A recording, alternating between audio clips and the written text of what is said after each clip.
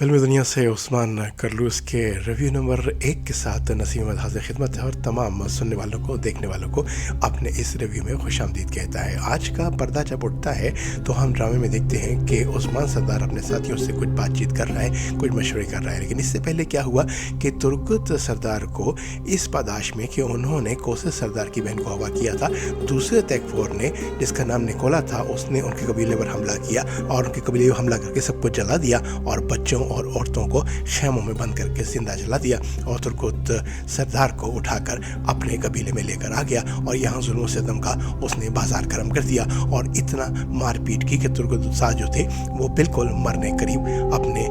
Jail की कैदी में अपने पड़े हुए थे। वो बिल्कुल हरकत नहीं कर रहे थे। उसे भाई ने समझा कि शायद तुर्गुत सरदार मर चुके हैं, तो उन्होंने फ़ौरन से पहले उनको देखने के लिए अंदर आए तो तुर्गुत सरदार ने उठकर उन्हीं पर हमला कर दिया, उनकी तलवारों से उन्हीं को ज़ख्मी किया और उन्हीं को कत्ल कर दिया। और उसके बाद कैद खाने की चाबियाँ लेकर फ़ौरन से पहले उन्होंने एक दरवाज़ा पर दूसरा दरवाज़ा खोलते चले गए। लेकिन इसके साथ साथ सिपाहियों की तादाद ख़त्म होने में आ नहीं रही थी। एक सिपाही के बाद दूसरा, दूसरे बाद तीसरा, और वो चले ही आ रहे थे और उनकी तादाद बढ़ती चली जा रही थी। लेकिन तुर्गुत सरदार बहुत जमामर्दी के साथ जो थे उन सभी का मुकाबला कर रहे थे। और आखिरकार क्या हुआ?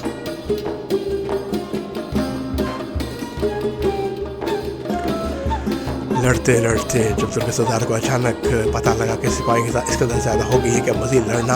उनके लिए मुहाल हो गया है, और पीछे से निकोला सरदार जो है, निकोला तैकफूर जो है, वो अपने मज़ीद साथियों के साथ नमूदार होता है और तालियां बजाता हुआ कहता है कि ये तो बिल्कुल ही वैसे ही हुआ जैसे कि उसने सोच रखा था। क्योंकि जो तुर्क सरदार है वो हमेशा जोर लगाता है और इस दफ़ा उसका जोर बिल्कुल बेकार गया, क्योंकि इस वक्त देख लो तुर्गुत, तुम चारों तरफ से तलवारों में फंसे हुए हो, घिरे हुए हो और अपनी जान की मुझसे भीख मांगोगे, अपने गोडों पर आकर इल्तिजा करोगे। यह है आर्गोस, जो कि निकोला का बहुत ही ख़ास बंदा है। और तुर्गुत जो आर्गोस को कहता है कि तुम गवाह रहना कि किस तरह से मैंने तुर्गुत सरदार को अपने घुटनों पर झुका दिया। 15 से 20 सिपाहियों की मौजूदगी के अंदर, तलवारों के साए के अंदर भी तुर्गुत की हिम्मत कम नहीं होती और तुर्गुत किसी जख्मी चीते शेर की तरह आंखें खोलकर निकोला की आंखों में आंखें डालकर कहता है कि तुम्हारे लिए बेहतर यही है कि तुम मुझे ख़त्म कर दो, मुझे मार दो, क्योंकि अगर तुम मुझे ख़त्म कर दोगे, मार दोगे, तो इस तरह से तुम्हारी जान बच जाएगी। और अगर तुम मुझे जिंदा छोड़ते हो तो ये बात यकीनी है कि मुझे तुम्हें मारने के लिए तलवार की नहीं ज़रूरत होगी, क्योंकि मेरे हाथ ही तुम्हें मारने के लिए काफ़ी होंगे। आर्गोस और निकोला बड़ी ही मज़ाक़ेज़ नज़रों से तुर्गुत को देख रहे हैं और सोच रहे हैं कि ये तुर्क सरदार जो है इस कदर गैर यकीनी सूरत हाल में भी किस कदर दलेरी से बातें कर रहा है और इसकी बातों को सिर्फ वो ड्रामा समझते हैं और इस पर यकीन नहीं करते और एक दूसरे की तरफ देख के हंसना शुरू कर देते हैं।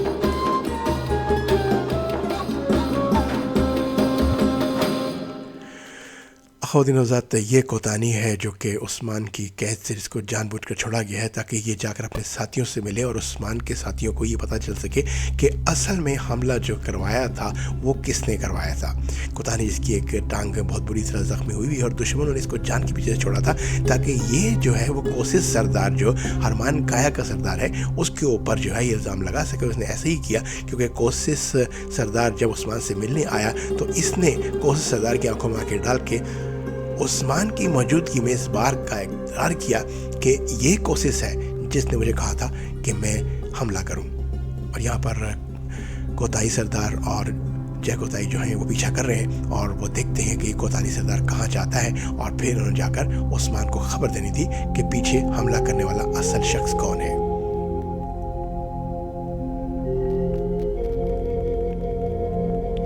जैसा कि आप देख रहे हैं पीछे भाई संगूर है और आगे जय कोताही है और ये छुपकर कोतानी जो कि गद्दार है, जो कि उस्मान ने जानबूझकर छोड़ा है जंगल में और उनका पीछा किया जा रहा है ताकि वो देखते हैं कि वो कहाँ जाते हैं, ताकि असल लोगों को पता लग सके जिन्होंने हमला किया था। और यहाँ पर अपने भाई को वो कहते हैं कि उस्मान साहब कि आप जाइए, और गुंदुस का नाम है जो कि सामनेदार है, गुंदुस सरदार है, आप जाइए निकोला के पास, जाकर उससे मुतालबा कीजिए कि हमें फ़ौरन से पहले तुर्कुस सरदार वापस चाहिए सही सलामत। अब यहाँ पर जब ये आते हैं तो यहाँ पर एक बहुत बड़ा पिंजरा तैयार से देखते हैं, जिसको देख कर काफ़ी हैरान होते हैं और निकोला से मुलाकात करते हैं। और निकोला अपने खाने की टेबल में बैठा और नाज़ो अंदाज से जो है वो बातें कर रहा है, और गुंदुस सरदार आकर निकोला को सरदार उस्मान का पैगाम पहुँचाते हैं। निकोला कहता है कि अपने नाज़ो अंदाज में कहता है कि मैं हमेशा पक्का गोश्त मांगता हूँ, लेकिन मुझे कच्चा गोश्त दिया जाता है, ना जाने ये लोग कब संभरेंगे। गुंदुस सरदार जो है वो तमाम बातें निकोला को बताता है, उस्मान के ग़ज़ो ग़ज़ब से भी उसको आगाह करता है, और ये कहता है कि फ़ौरन से पहले तुम सरदार तुर्कुत को हमारे हवाले कर दो। लेकिन यहाँ पर वही बात दोहराई जाती है, निकोला वही बात दोहराता है कि तुम क्या समझते हो कि कोसिस हरमान काया का जो तैकफूर है उसकी बहन को अगवा करने की सज़ा कुछ भी नहीं होगी। और ये आर्गोस है जो कि निकोला का साथी है, ये बहुत गौर से देख रहा है, और सभी कुछ बताने के बावजूद भी निकोला पे कोई असर नहीं होता। और गुंदुस सरदार उस्मान के जाहो गुस्से से बताते हुए यहाँ से चले जाते हैं और कहते हैं कि अगर तुम उसको हमारे हवाले नहीं करते तो जिम्मेदार तुम खुद होगे।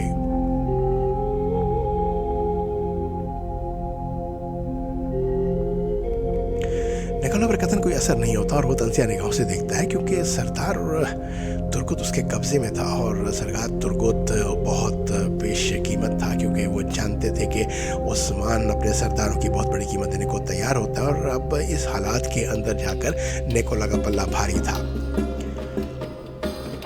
खौदेदा दूसरी तरफ दिखाते हैं कि उस्मान अगर जंग के मैदान में कुछ अपनी तलवारें चलाता है, अच्छी तरह से लड़ता है, तो ऐसा नहीं होता, बल्कि वो तरबियत गाह में जाकर अपने सिपाहियों की तरबियत भी करता है, न सिर्फ जिस्मानी बल्कि उनके हौसले बुलंद किया करता है, और उनको बताता है कि अब वक्त आ गया है कि हमें दुश्मन से सही तौर पर फैसला कौन और आखिरी जंग करनी है, क्या तुम लोग तैयार हो। और तमाम के तमाम साथी जो है वो उसकी बात का सही जवाब देते हैं और मुस्बत होकर कहते हैं कि हम लड़ने मरने के लिए तैयार हैं, क्योंकि तुर्क सरदारों का यही वतीरा है कि वो लड़ते हैं तो फिर जान की परवाह नहीं करते।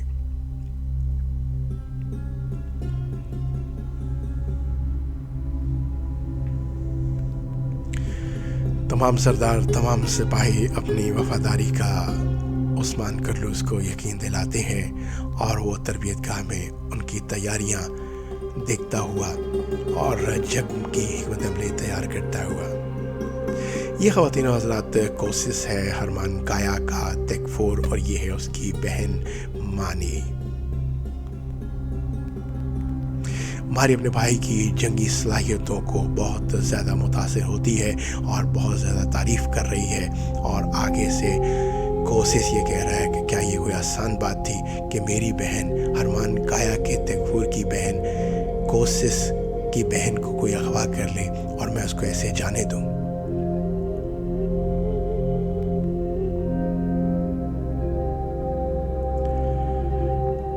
यहाँ पर फिर कोसिस सरदार अपने अज़्म का इरादा करता है और कहता है कि अगर किसी ने दोबारा ऐसी हरकत करी तो मैं ना सिर्फ उनकी उंगलियाँ बल्कि मैं इससे भी बुरी उनको सजा दूँगा, और उनको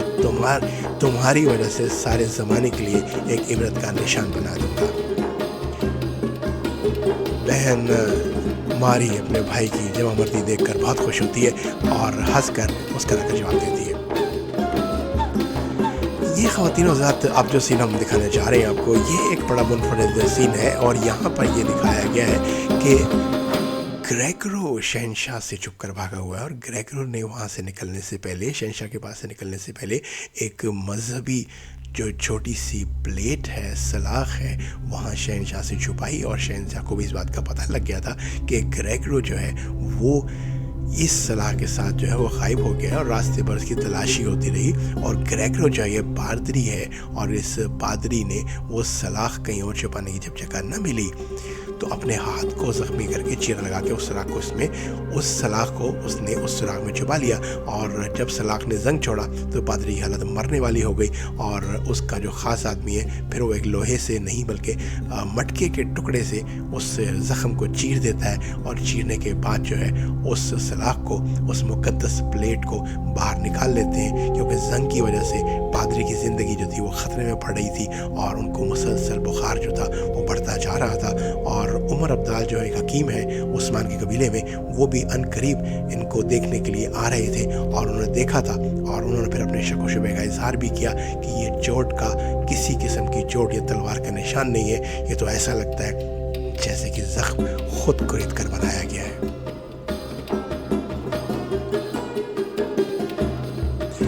उस्मान के सामने आहिस्ता आहिस्ता सारी सूरत हाल खुलती जा रही थी और उस्मान इन तमाम तर बदलते हुए हालात और इस सूरत हाल का बगौर जायज़ा ले रहा था और सोच रहा था कि इसके पीछे कौन हो सकता है। और ग्रेगरो क्योंकि अब उसके कब्ज़े में था और ग्रेगरो जो था वो बहुत कीमती था, तमाम पादरियों का सरदार था और इसके ज़रिए उस्मान बहुत बड़ी कीमत भी हासिल कर सकता था और बहुत बड़ी बात भी दुश्मन से बनवा सकता था। अंद्रयास ये कहता है कि ये इसके मुलाजिम का नाम अंद्रयास है। अंद्रयास ये कहते हैं कि हमने आपकी साख निकाल दी है लेकिन अब आपकी जान जो है वो ख़तरे से निकल तो गई है, लेकिन उस्मान मुसलसल जो है वो आपको अपनी नज़रों के सामने रखे हुए है।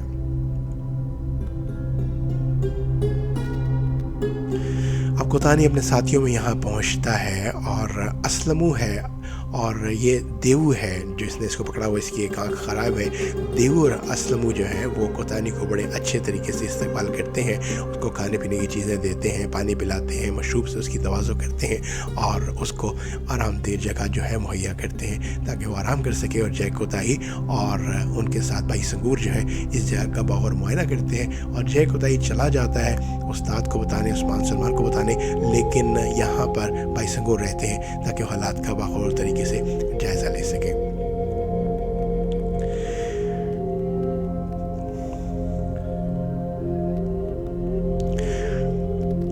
ये ख़वातीन हज़रात असलमू है जो कि ग्रेगरस के लिए जो है काम करता है, रुकातुस ग्रेगरस के लिए काम करता है। ये बेलाचिक का तेकफूर है और ये भी छुप कर सारे के सारे जो है साजिशें कर रहा है और इसके बुलावे पर जो है वो ग्रेगरो पादरी आया था जो कि रास्ते से जिसको उस्मान ने अगवा कर लिया।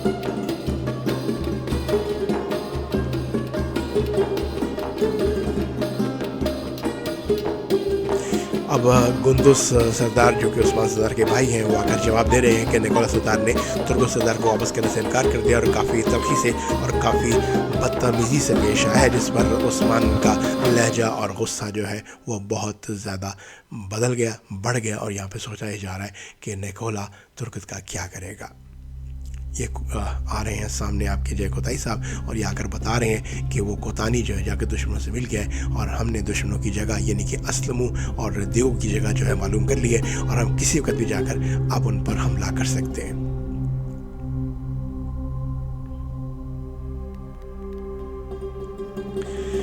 उस्मान की दूसरी बीवी जो मैलून है वो समझ आती है कि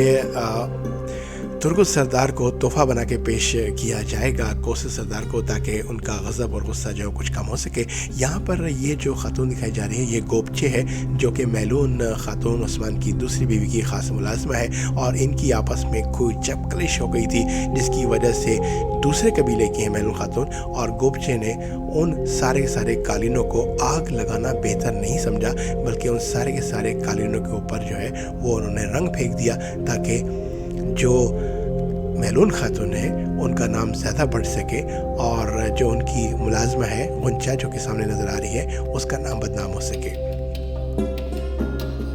दरअसल ये कालीन के सारा तर काम की जिम्मेदारी थी वो बाला खातून के ऊपर थी और मैलून खातून और बाला खातून मिलकर ही काम कर रही थी और नहीं चाहते थे बहुत से लोग कि गीज़र कबीला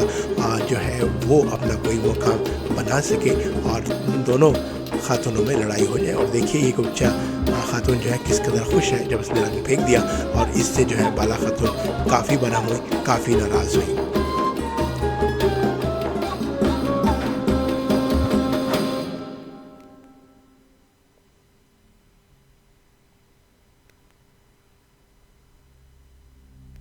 और यहाँ जो हरकत गुप्चा खातून ने की इन कालीनों के ऊपर जो है उन्होंने रंग फेंका, तो इसी को कहते हैं कि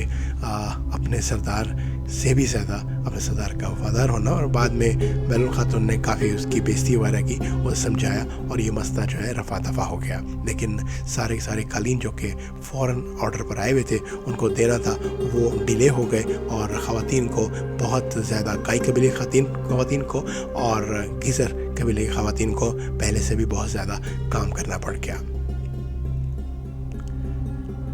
अब ख़वातीन वज़ाहत किसके ख़त्म होने का वक्त आ रहा है और हम अब ये सोच रहे हैं कि यहाँ पर जो है कोशिश जो है वो फ़ौरन से पहले निकोला के पास पहुँच गया, जैसे कि अभी आपने देखा, और वो इस वक्त लेने आया है तुर्गुस सरदार को, ताकि वो अपनी निगरानी के अंदर जो है निकोला से तुर्गुस सरदार को अपने कबीले में ले जाए और उसके बाद जो उससे हशर करना है, जो कुछ करना है, वो उसकी ज़िम्मेदारी हो।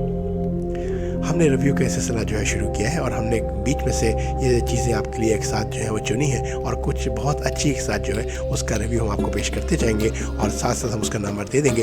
ये सलमान करलूज़ की किस्त नंबर 1 है रिव्यू के हिसाब से। मैं इसके ऊपर लिख भी दूंगा ताकि आप लोग इसको जान लें, पहचान लें, और इसी की कंटिन्यूटी के अंदर किस्त नंबर 2, किस्त नंबर 3 और किस्त नंबर 4 जो है वो चलेंगी, ताकि आपको पूरे के पूरे एक ड्रामे का बैकग्राउंड पता लग सके। आप दीजिए इजाज़त नसीम फिल्मी दुनिया से। इंशाल्लाह अगले एपिसोड से बहुत जल्द हाजिर होंगे अल्लाह ने के बाद।